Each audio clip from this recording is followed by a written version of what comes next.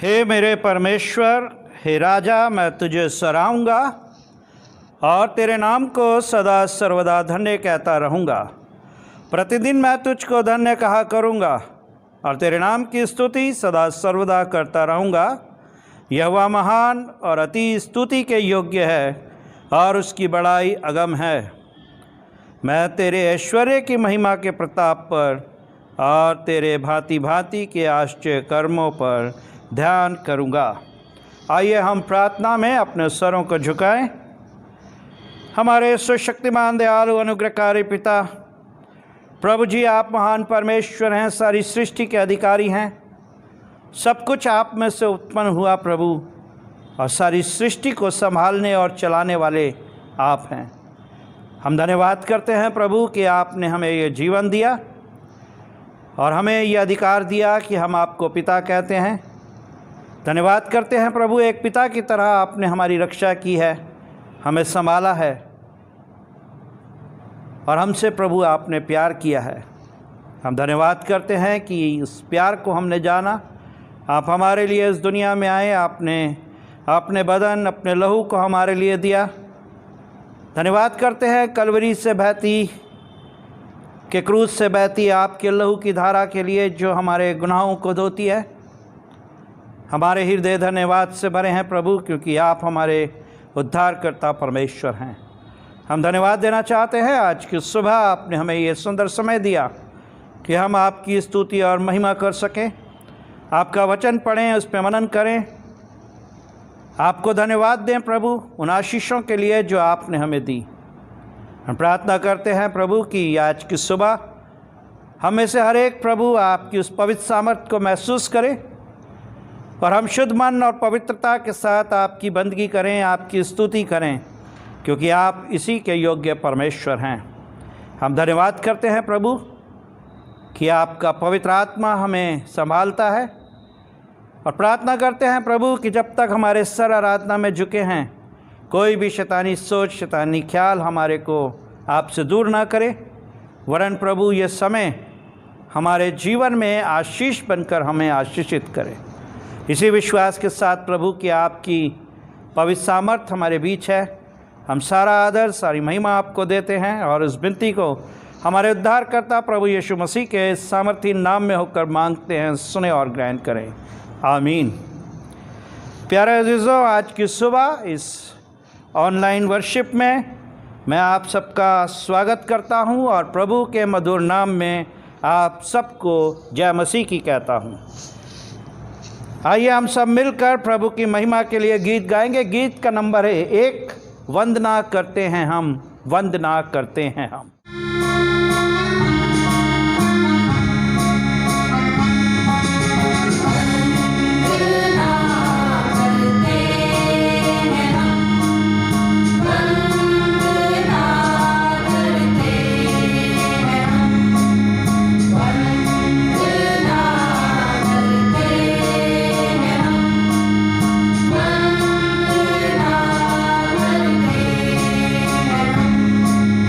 Yeah.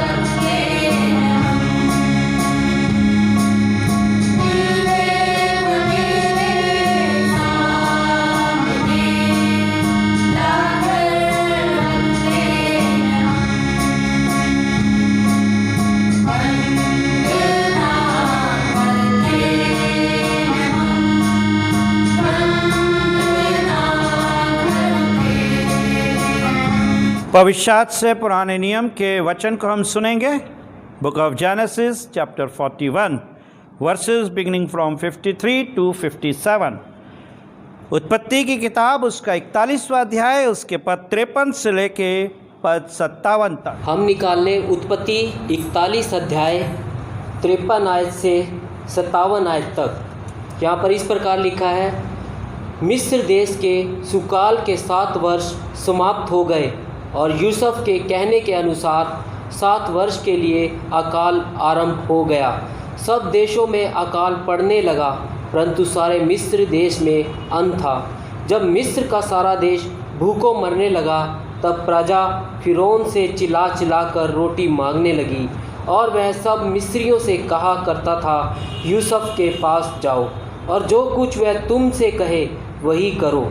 इसलिए जब अकाल सारी पृथ्वी पर फैल गया और मिस्र देश में अकाल का रूप भयंकर हो गया, तब यूसुफ सब भंडारों को खोल खोल के मिस्रियों के हाथ अन्न बेचने लगा। इसलिए सारी पृथ्वी के लोग मिस्र में अन्न मोल लेने के लिए यूसुफ के पास आने लगे, क्योंकि सारी पृथ्वी पर भयंकर अकाल था। परमेश्वर के वचन पढ़े जाने पर आशीष हो, आमीन। सुसमाचार का पाठ सुनेंगे। मेरे साथ निकालिए मुकद्दस यूहन्ना की इंजील उसका 6वां अध्याय उसके पद 1 से लेकर पद 14 तक। Gospel reading according to saint John chapter 6 verses beginning from 1 to 14। यहाँ प्रभु यीशु क्रिस्ट के सुसमाचार को इस तरह से लिखा गया है। इन बातों के बाद यीशु गलील की झील अर्थात तिब्रियास की झील के पास गया और एक बड़ी भीड़ उसके पीछे हो ली, क्योंकि जो आश्चर्य काम वो बीमारों पर दिखाता था वह उनको देखते थे। तब यीशु पहाड़ पर चढ़कर अपने चेलों के साथ वहाँ बैठ गया। यहूदियों के फसह का पर्व निकट था। जब यीशु ने अपनी आंखें उठाकर एक बड़ी भीड़ को अपने पास आते देखा, तो फिलिपुस से कहा, हम इनके भोजन के लिए कहाँ से रोटी मोल लाएं? उसने ये बात उसे परखने के लिए कही, क्योंकि वह आप जानता था कि वो क्या करेगा। फिलिपुस ने उसको उत्तर दिया, 200 दिनार की रोटी भी उनके लिए पूरी ना होगी कि उनमें से हर एक को थोड़ी थोड़ी मिल जाए। उसके चेलों में से शमौन पतरस के भाई अंद्रियास ने उससे कहा, यहाँ एक लड़का है जिसके पास जो कि 5 रोटी और 2 मछलियाँ हैं, परंतु इतने लोगों के लिए वे क्या हैं? यीशु ने कहा, लोगों को बैठा दो। उस जगह बहुत घास थी। तब लोग, जिनमें पुरुषों की संख्या लगभग 5000 की थी, बैठ गए। तब यीशु ने रोटियां ली और धन्यवाद करके बैठने वालों को बांट दी, और वैसे ही मछलियों में से जितनी वह चाहते थे बांट दिया। जब वह खाकर तृप्त हो गए, तो उसने अपने चेलों से कहा, बचे हुए टुकड़े बटोर लो कि कुछ फेंका ना जाए। अतः उन्होंने बटोरा, और जो कि 5 रोटियों के टुकड़ों में से खाने वालों से जो बच रहे थे 12 टोकरियां भरी। तब जो आश्चर्य काम उसने कर दिखाया, उसे वे लोग देखकर कहने लगे, वो भविष्यवक्ता जो जगत में आने वाला था, निश्चय यही है। ये प्रभु यीशु क्रिस्ट का सुसमाचार है। प्रभु यीशु क्रिस्ट की स्तुति हो, आमीन। आइए हम अपने सरों को प्रार्थना में झुकाएं।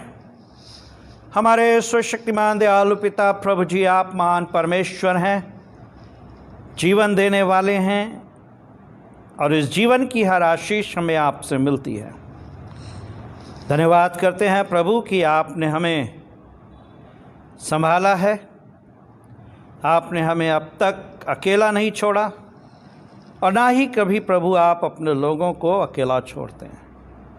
हम खास तौर से इस समय प्रार्थना करते हैं हमारी कलीसिया में जो बीमार हैं।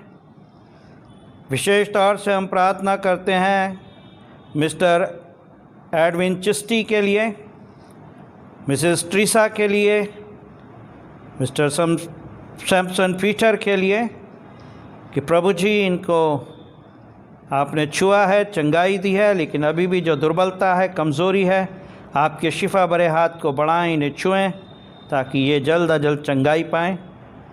और जो भी प्रभु हमारी कलीसिया के अंदर अस्वस्थ है या बीमार है, आप अनुग्रहकारी परमेश्वर हैं, अपने दया के हाथ को बढ़ाकर उन्हें छुएं। हम प्रार्थना करते हैं प्रभु, इस हफ्ते में जिन्होंने अपना जन्मदिन बनाया, कल अनन्या ने, जो कि संजीव मैसी की बेटी है, इन्होंने अपने जन्मदिन को मनाया है। प्रभु इस बच्ची को आशीष दे, नया साल इसके जीवन में सुंदर आशीषों का साल ठहरे।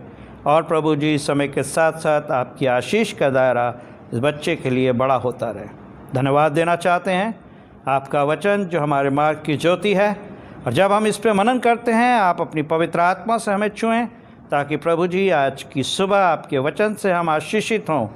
और प्रभु जी, आज की सुबह आपका वचन हमारा मार्गदर्शन करे, इसके लिए हम प्रार्थना करते हैं। आप पवित्र आत्मा की सामर्थ दें, बुद्धि और समझ दें, ताकि प्रभु जी हम आपके वचन से आशीषित होने पाएँ।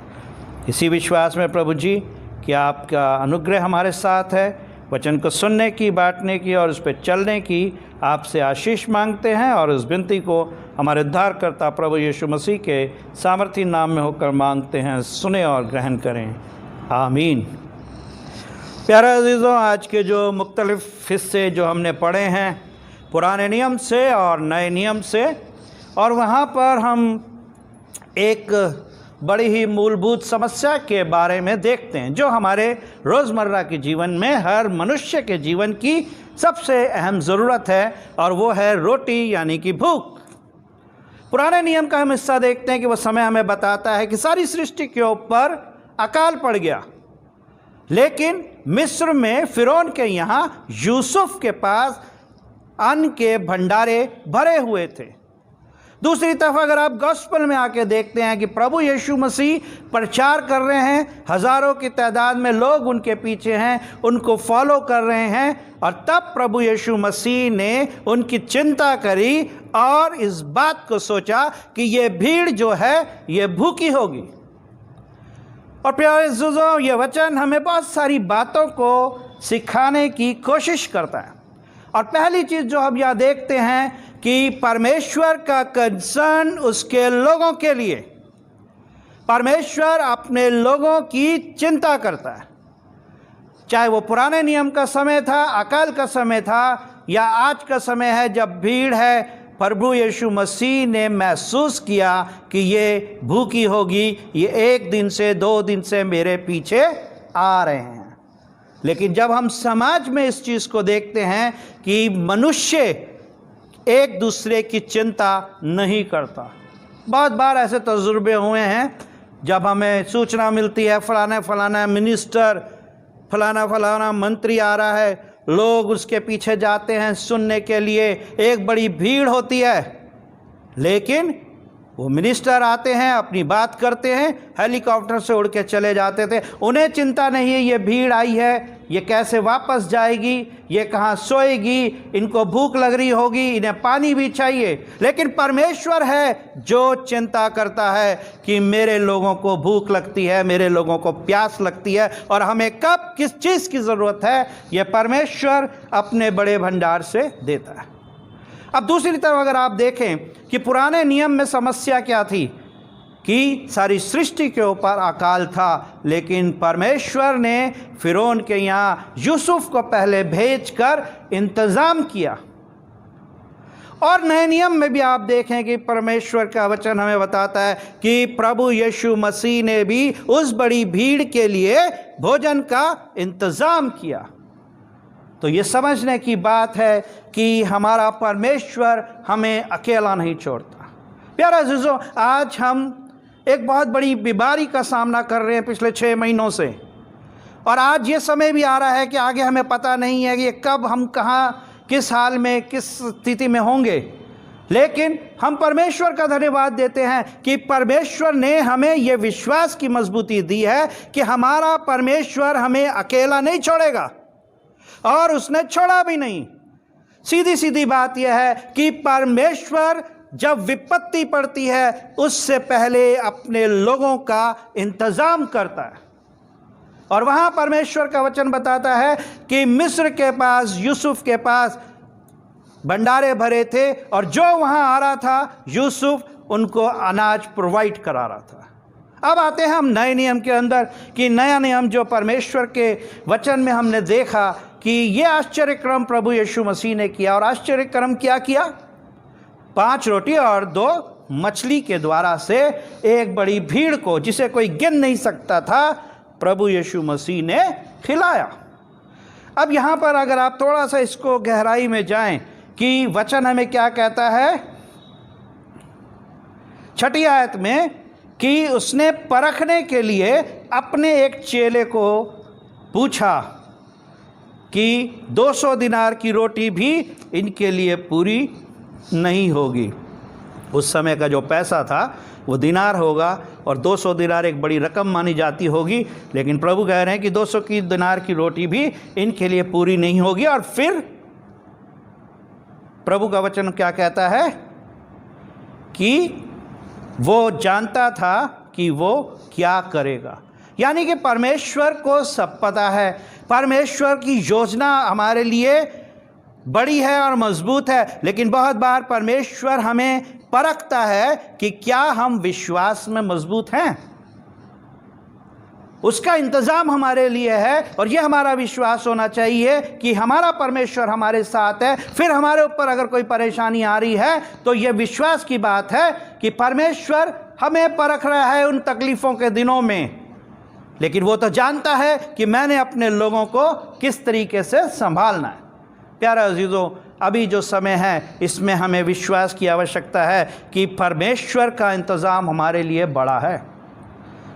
लेकिन अगर हम परेशान हो रहे हैं, क्या पता इस समय हम परखे जा रहे हैं, क्या पता परमेश्वर हमारे विश्वास को परख रहा है कि मेरे लोग मुझ पे कितना विश्वास करते हैं। प्यारे अजीज़ों, कोई भी मुश्किल, कोई भी परेशानी, कोई भी विपत्ति इतनी बड़ी नहीं हो सकती कि परमेश्वर उससे अपने लोगों को बाहर ना निकाल सके। अब हम यहाँ बात करते हैं कि प्रभु यीशु मसीह ने अपने चेले से, फिलिपुस से जब बात करी तो फिलिपुस ने यह जवाब दिया कि एक बड़ी भीड़ है, 200 दिनार की रोटी भी अगर हम कहीं से प्रोवाइड कर दें तो भी इनके लिए कम होगी। लेकिन दूसरा चेला क्या कहता है? 8वीं आयत में लिखा है, शमौन पतरस के भाई अंद्रयास ने उससे कहा, यहाँ एक लड़का है जिसके पास जो कि 5 रोटी और 2 मछलियाँ हैं। प्यारे अजीज़ों, ये 2 व्यक्ति, ये 2 चेले, ये 2 विचारधारा है। पहली विचारधारा फिलिपुस की, जो हमें सिखाती है अपने जीवन के अंदर उस नकारात्मक दृष्टिकोण को, नेगेटिव थिंकिंग, कि किसी भी काम को करने से पहले अपने हथियार डाल देना कि ये काम हम कर नहीं सकते, हम प्रयास नहीं करते। फिलिपुस का जवाब उस विचारधारा को इंगित करता है जो हमारे जीवन में नकारात्मक सोच लाती है, जो हमारे जीवन में प्रभु से हमारे विश्वास को कम करती है। लेकिन दूसरा चेला है फिलिपुस, दूसरा चेला है अंद्रयास। उसने प्रभु से कहा, एक लड़का है जिसके पास 5 रोटी और 2 मछलियां हैं। प्यारे अजीजों, वो लड़का अंद्रयास के पास नहीं खड़ा था, लेकिन अंद्रयास ने कोशिश करी। जब प्रभु ने अपनी इच्छा जाहिर करी, yes Guru, I will do something, मैं कुछ करता हूं। अंद्रयास गया होगा, खोजा होगा, पूछा होगा, और जब कोशिश की तो अंद्रयास को एक लड़का मिल गया जिसकी माँ ने शायद उसको दिया होगा, 5 रोटी दे दी होगी, अपने बेटे को 2 मछली दे दी होगी। अब यहाँ पर इंसानी सोच को आप देखिए, कैन यू इमेजिन? 5000 वचन कहता है, 5000 की भीड़ जो पुरुषों की थी और लेडीज़ भी थी और बच्चे भी थे। क्या इतनी बड़ी भीड़ के पास किसी के पास रोटी के लिए या कोई खाने का इंतज़ाम नहीं होगा जो प्रभु का वचन सुनने आए? मेरी सोच जहाँ तक जाती है, मैं सोचता हूँ बहुत से लोगों के पास होगा। लेकिन जब प्रभु ने मांगा, अंद्रयास गया, तब किसने अपने दरवाज़ों को, दिल के और अपनी झोली को खोला? वो था एक छोटा बच्चा, मेरे पास 5 रोटी 2 मछली है, मैं ये देता हूँ। प्यारे अजीज़ों, क्या उस बच्चे को ये सोच नहीं आई कि मैं अपनी रोटी दे दूंगा, मेरी माँ ने मुझे दी है या मेरे पिता ने मुझे दी है, मैं इस जंगल में हूँ, मैं क्या खाऊंगा? और यही इस वचन की खूबसूरती है प्यारे अजीज़ों, कि जब हम देते हैं परमेश्वर हमारे जीवन में आशीष देता है। लेकिन जब हम उन आशीषों को केवल अपने स्वार्थ के लिए जमा करके रख लेते हैं, मेरा हित, मेरी योजना, मेरा परिवार, मेरे बच्चे, तब हम बहुत बड़ी आशीष को अपने जीवन से क्या करते हैं? दूर कर देते हैं। और आशीष कहाँ थी? लिखा है कि वो जानता था कि वो क्या करेगा। जब वो बच्चा आया, उसने अपने जो भी कुछ उसके पास था उसने खुशी से दे दिया, और प्रभु ने क्या करा? उस पर प्रार्थना करी। और हमें ये सिखाता है वचन कि जब हम प्रार्थना करके कोई भी काम करते हैं, चाहे वो भोजन कर रही क्यों नहीं है, हम सक्सेस होते हैं। लेकिन हम प्रार्थना के बिना अगर कोई काम करते हैं तो हमारे जीवन में सक्सेस नहीं आती। और तब रोटियां ली और धन्यवाद करके बैठने वालों को बांट दी, और मछलियों में से वे जितनी जितनी जो चाहते थे सबको बांट दिया। प्रभु यीशु मसीह ने कहा 10वीं आयत में, लोगों को बैठा दो। उस जगह घास बहुत थी, तब लोग, जिनमें पुरुषों की संख्या लगभग 5000 की थी, बैठ गए। केवल 5000 तो पुरुष ही थे। लेडीज़ को अलग समझ लीजिए, बच्चों को अलग समझ लीजिए, क्योंकि ये रोटी दी एक बच्चे ने, इसका मतलब बच्चे भी थे वहाँ। और उनको पाती पाती करके बिठा दिया हरी घास में, और उन्होंने बड़े प्यार से वहाँ पर उस भोजन को किया। लेकिन आज हमारी सच्चाई क्या है? आज हमारी सच्चाई यह है कि जब हम अपने चर्चेस के अंदर भोजन की व्यवस्था करते हैं, चाहे ईस्टर हो चाहे क्रिसमस हो, प्यारे अजीज़ों, क्या हम 4 लोग मिलकर प्यार से, सहभागिता के साथ उस भोजन को करते हैं? ये एक बड़ा क्वेश्चन मार्क है कि आज हमारी विश्वास योग्यता किस साइड पे जा रही है। लेकिन यहाँ वचन बताता है 5000 की भीड़, जिसमें पूरे केवल पुरुष थे, आराम से बैठ गए। जिसको जितना चाहिए था मिला, सब खा के तृप्त हुए। इतनी बरकत मिली कि उसके बाद जब उन्होंने झूठन बटोरी तो प्यारे अजीज़ों 12 टोकरियाँ बच गई। ये है परमेश्वर की मौजूदगी। परमेश्वर का वचन हमें सिखाता है। आज हम क्या सोचते हैं? आज हम चाहे किसी भी संस्था में हैं, किसी भी सोसाइटी में हैं, किसी भी कमेटी में हैं, हम जब कोई प्रपोज़ल रखते हैं, सबसे पहले क्या होता है? Negative thinking. किसके समान? फिलिप्पुस के समान। ये काम नहीं करना, ये काम नहीं होगा। क्या हम इंद्रियास की तरह सोचते हैं कि नहीं, ये काम किया जाए, सबकी भलाई के लिए है? प्यारे अजीज़ों, परमेश्वर के लोग नेगेटिव सोच के नहीं होते, नकारात्मक सोच के नहीं होते। परमेश्वर के लोग पॉजिटिव होते हैं। हर चीज़ में वो सकारात्मक दृष्टिकोण रखते हैं। एक मसीह के लिए, एक विश्वासी के लिए कुछ भी असंभव नहीं है अपने जीवन में, वो हर काम कर सकता है। और यहाँ हम देखते हैं कि यहाँ पर परमेश्वर का काम हुआ, और एक बहुत बड़ी समस्या थी।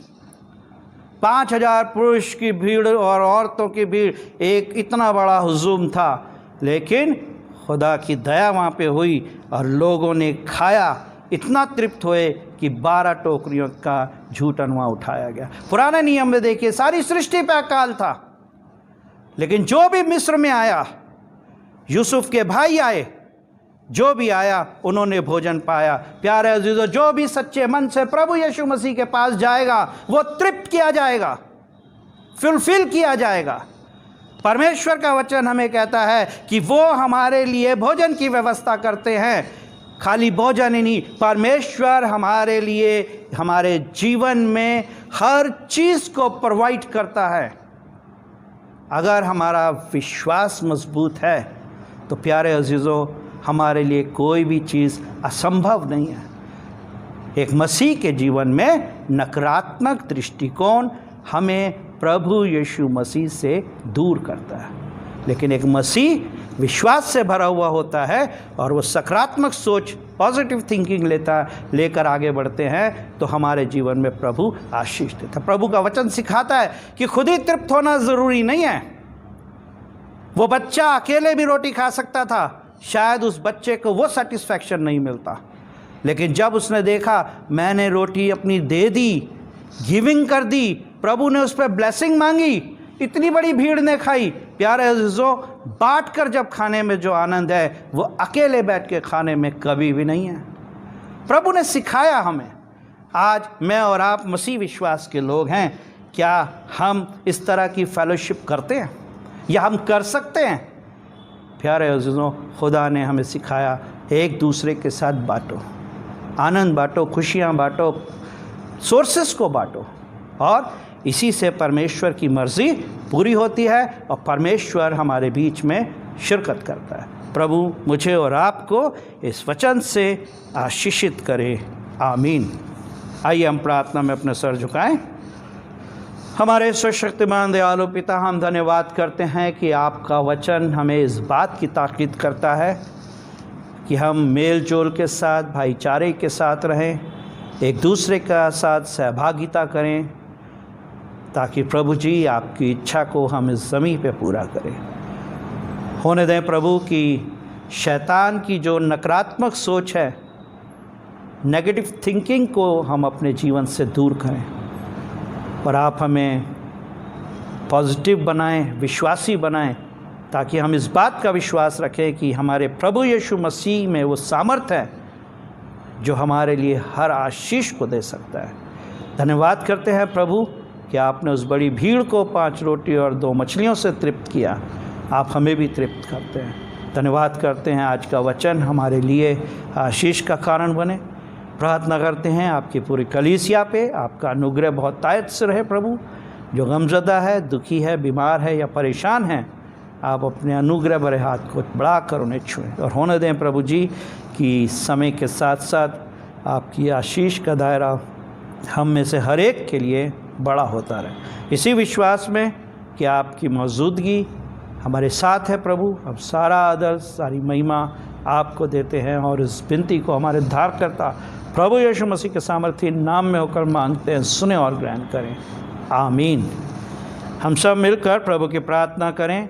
आए हमारे बाप, तू जो आसमान में है, तेरा नाम पाक माना जाए, तेरी बादशाहत आए, तेरी मर्जी जैसे आसमान में पूरी होती है वैसे ज़मीन पे भी पूरी होने पर रोज़ रोटी आज हमें बख्श, हमारे कसूरों को माफ़ कर, फिर हम भी अपने कसूरवारों को माफ़ करते हैं, हमें आजमाइश में ना पड़ने दें कि बुराई से बच्चा, ये बादशाह, कुदरत और जलाल हमेशा से तेरे हैं। आमीन। हमारे प्रभु यीशु मसीह का अनुग्रह, परमेश्वर पिता का प्रेम और पवित्र आत्मा की सहभागिता हर बच्चे, हर जवान, हर बुज़ुर्ग के ऊपर अब से लेकर हमेशा तक होती रहे। आमीन। आप सबको प्रभु यीशु मसीह के मधुर नाम में जय मसीह की।